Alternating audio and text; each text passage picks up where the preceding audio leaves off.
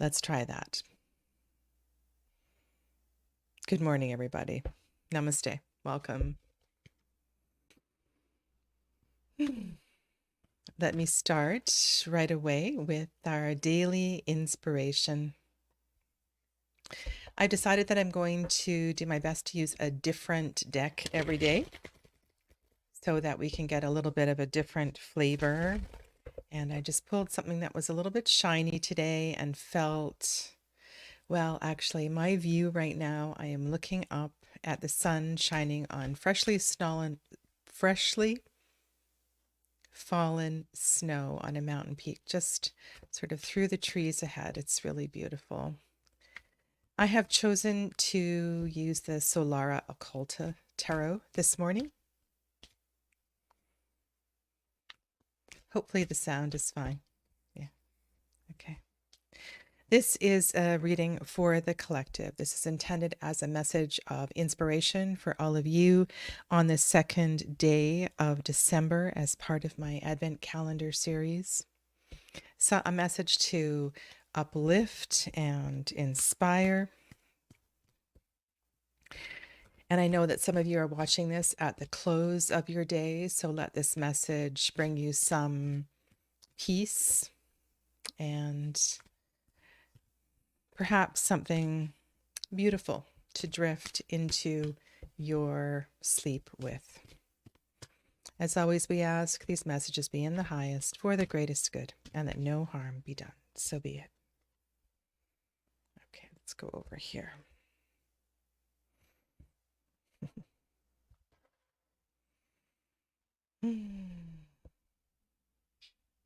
This is a beautiful card to go to sleep with, I think.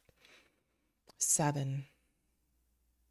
I love that this is a mermaid. This is a 7 of Cups card. And let's go here. Zoom in just a little bit. I think this card sometimes it's very easy to read the 7 of Cups in a shadowy sort of way. But I think it's also important to remember that 7s are connected to the energy of Venus and through the Tree of Life. And Venus wants us to feel everything, wants us to give ourselves permission to acknowledge what we feel and to do those activities, to engage in conversations and journaling that allows feelings to arise, to drink things that bring sensations to our mouth. Feeling is with not just with the emotions, but the sensual experience of Venus comes through the luxuriousness of going to bed in fresh sheets. So perhaps today this is a message of just allowing Venus to be a part of your day, to find just a little bit of luxuriousness somewhere in the day where you wouldn't normally have given yourself permission to do that. And I go back to the fresh sheets thing. Well, perhaps you are busy and you have many beds to change. Well, why don't you make your dream temple a priority and set that up for your peaceful sleep tonight? This is a card that is connected to dreams and to inspiration. And so sometimes we need to explore a lot of memory and emotion to make that decision that's required to go forward. So also remember with the 7s, it is about the information that we collect so we can go forward. And I would say that there is definitely some emotional clarity that is required, some emotional experience that is required, understanding of it, so that that next step can happen for you.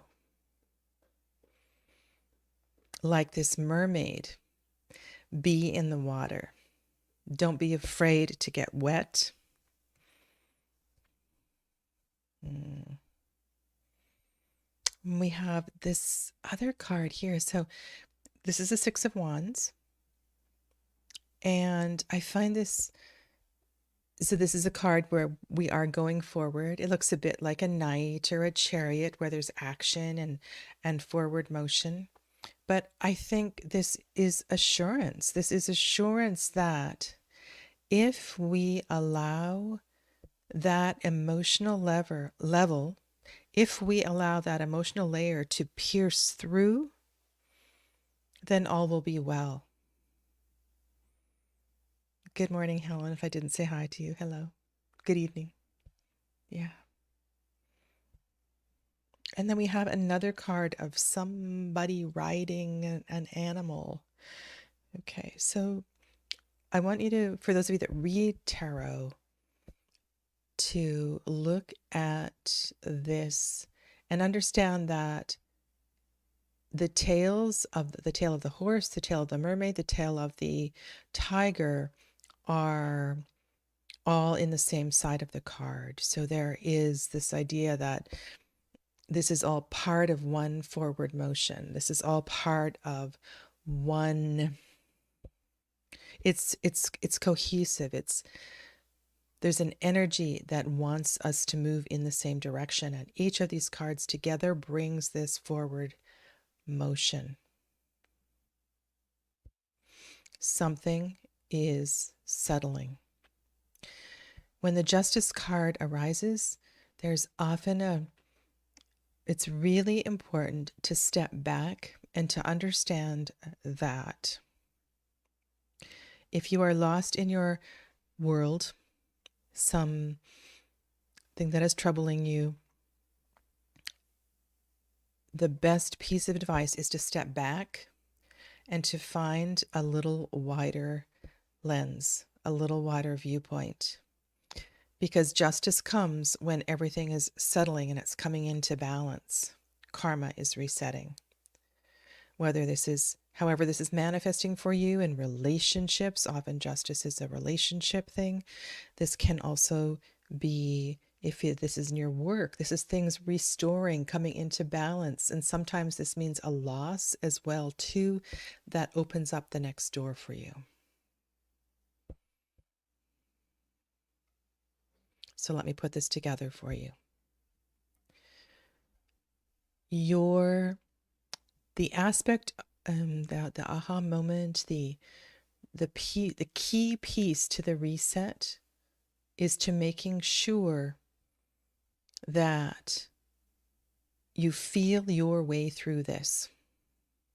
This is not a time or an event to go through strictly logically. This is not a left brain moment. This is not a left brain day. Allow a sense of passion to arise. And with that connection to your emotional body, it's like everything falls in place. Okay, does that make sense? So as if you're taking this into your sleep, because I see some of you are in Estonia. Let me just test my memory here. Estonia and Greece and who else is in the far side of the world here?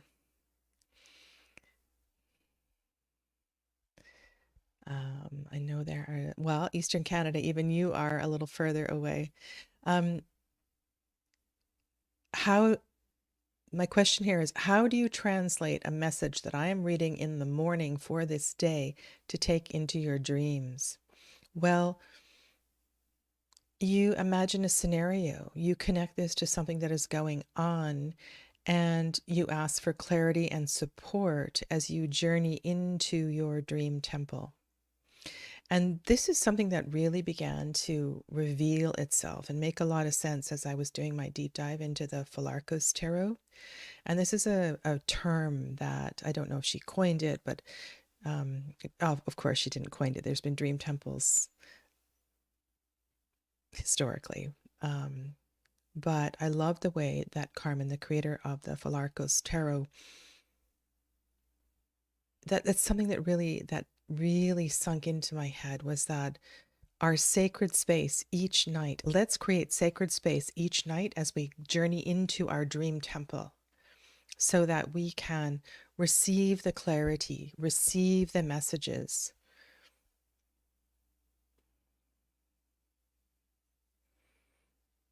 You are indeed, we are indeed moving forward, and we'll find success through this next 24 hours. So allow the emotions to come forward. Explore them. They are the key.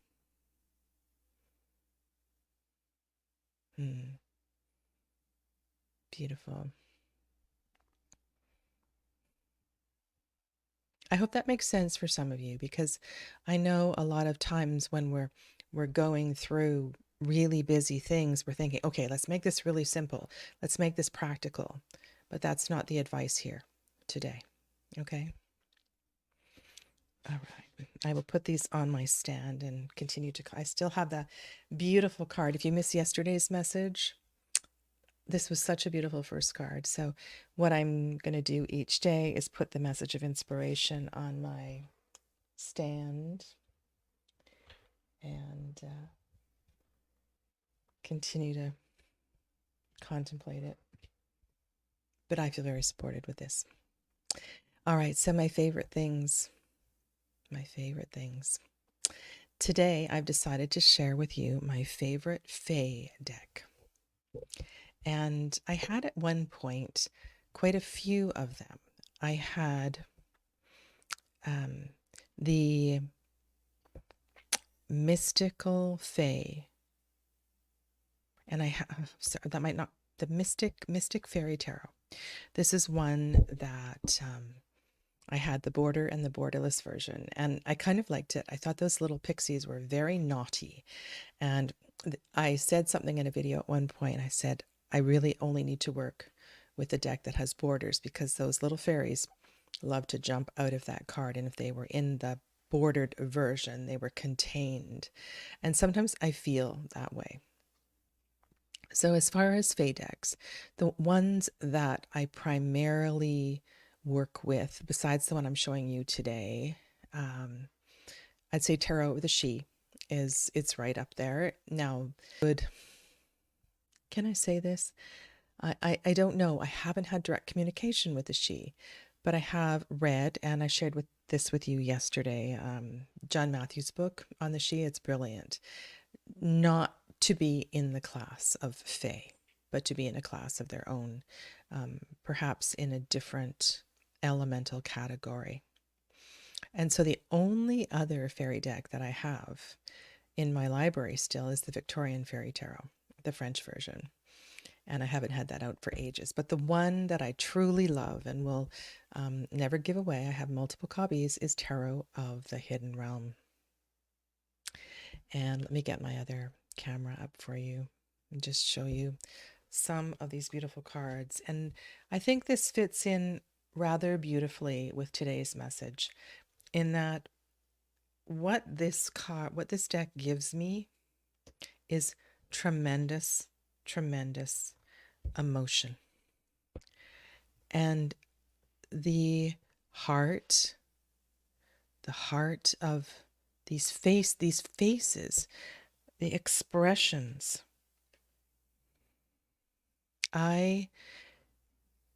In every single card, I feel connected to these beautiful, beautiful faces. And there's some gorgeous children in these cards that offer, like, oh my God, this Six of Swords. Look at that face moving forward in the Six of Swords. I am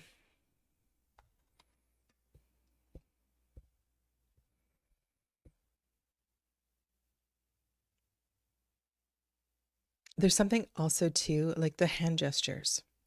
And maybe this goes back to even, I'm thinking, do you remember Enriquez's video where he was walking through he was walking through a small village and he was trying to explain how if you put yourself into the tarot and you mimic the gesture, so I have to do it.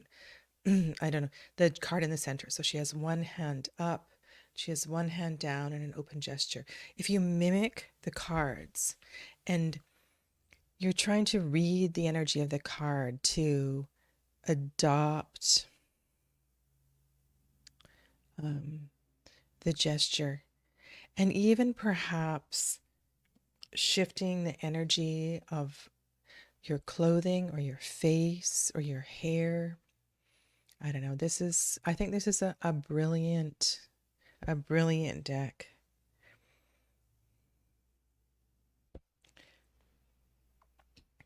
There's a tenderness to it. And yes, there are some cards that this is one of my favorite cards. I miss having grandfather energy in my life and having that for my children. I really do. And for myself. It's so beautiful. Really, really tender moments. Clevis went to a Christmas market yesterday. Let me go to this comment. Beautiful. One of my daughters makes fairy doors, and we have them all over. And there's just something about inviting this energy into your life. Yeah. What I was going to say was, in this deck, there are a couple of cards that are quite alarming. But they really inspire passion. And honestly, I'm leafing through and I can't find the Morrigan card, but it's truly like, look at this Five of Cups. It's almost as if she is the water. The horses of her mind are the water. Even the challenging cards get you to think about things in a very different way. Yeah. So this is my favorite Fae deck. Of all of the decks I have pared down, I absolutely love and will keep this one. So yesterday I shared with you I'll call it a crystal. So I shared with you one of my favorite things is working with Shiva Lingam.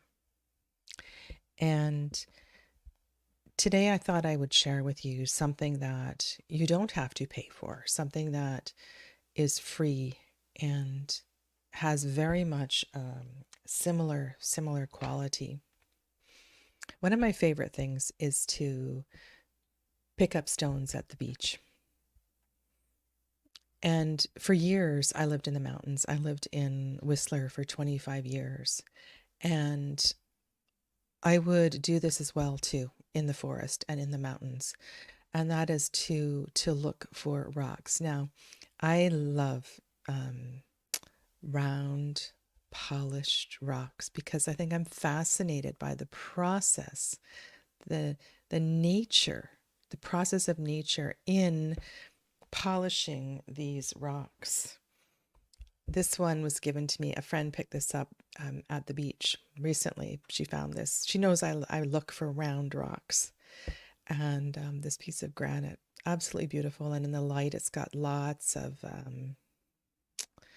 sparkles in it. Yes, I pick up the red ones too. And I have bowls and bowls and bowls of rocks in my house.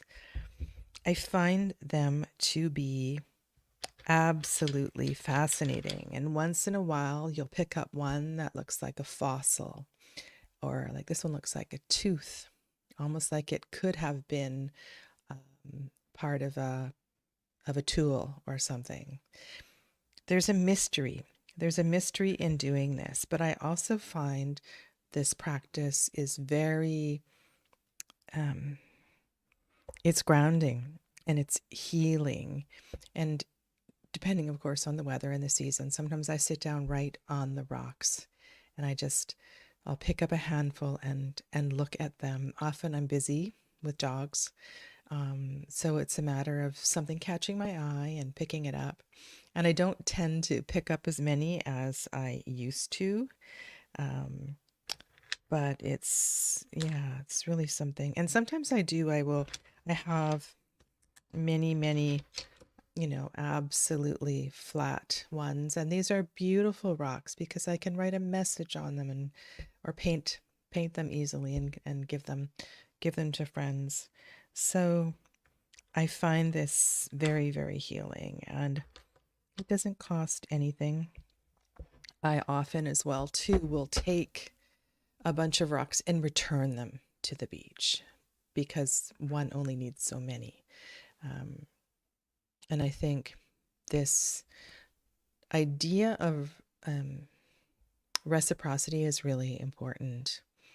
I can't just be removing rocks from the beach every single day when I go down there. I need to be mindful of that. I could be disturbing a little critter's home. Who knows? Who knows what? And so I think from time to time I will collect some and I will go back and I will turn them to the beach. And I think about too, what else can I give back to the beach? Sometimes I give back prayer, mantra, gratitude. Gratitude. Yeah. So rocks is one of my favorite things. Okay. And my tarot tip for today.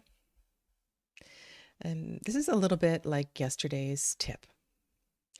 And I have in my hand here 16 court cards. 16 court cards.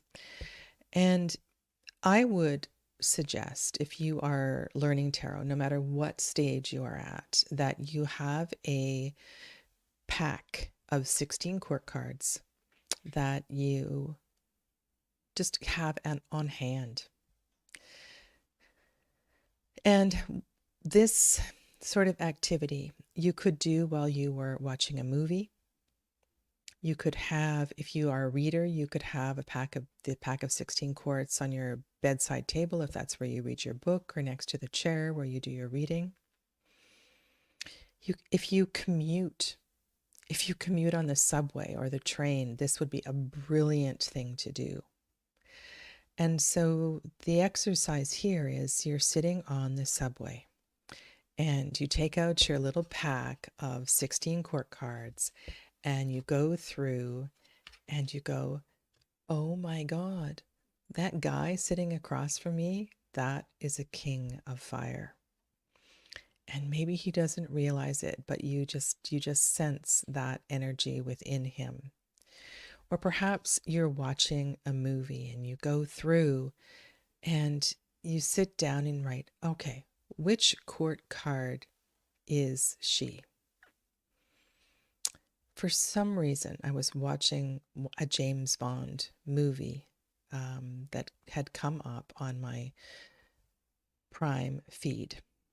And maybe it was because of Judi Dench. I had watched another Judi Dench movie, and this is the series where Judi Dench is M. And she's a fascinating actress. And I was really drawn to her backstory in that movie. And I don't know, just sometimes I like to make up stories about characters. And I imagine what drew them into the profession that they chose or drew them into the situation that they found themselves in. And so, I mean, I'm just doing this now, but I imagine Judi Dench, or M, the character M, as a little girl who needed to pick up the sword very early in life. Perhaps this was through her words, through her reading, through her study, but she needed an edge. She needed a weapon for her survival. And so I find this to be a brilliant way to build your vocabulary with the tarot. It's all about building connections. The tarot it's a web, it's a mandala. And the Amber Shush, the wider and the more connections you make with cards, the easier it is when you sit down to interpret a reading. And I find this very, very useful. And I really like that idea of, if you are a commuter, having them with you on your commute. I think that would be a really fun thing to do. I know when I lived in Tokyo for a year, I found it so interesting people watching on the train. I mean, and often you can't see because, people are so close to you, but once in a while you're on the train where there is some space, and it's a fascinating thing to do, to people watch. Yeah. Okay. All right, let's go to your final comments, and I'll say goodbye to you. Silver Spyro Tarot. Great. Yes, so you can, I use Excel and I track that way, but of course you can use a tarot diary. Yeah. Yeah, it's great. So I'm glad that resonates. And yes, the pre-orders are open for Slow Tarot, and apparently it's coming with a few new cards. Yeah. Okay. Well, thank you. Thank you very much for joining me on the second day of December. And just a reminder that I am offering up a gift on the 24th of December. And this gift box will change depending on where I'm mailing it, because if I am going to be mailing this to Australia or to the EU, then I will need to put many little things in it. So I can't say exactly what's going to be in it, but there will be tarot and oracle in it, as well as a few other goodies. And in order to be placed in this draw, all you need to do is make a comment on this video, and you can get one entry per day for 24 days, 23 days. Okay. Thank you so much. Take good care. Namaste. Thanks, Cosmic Tea.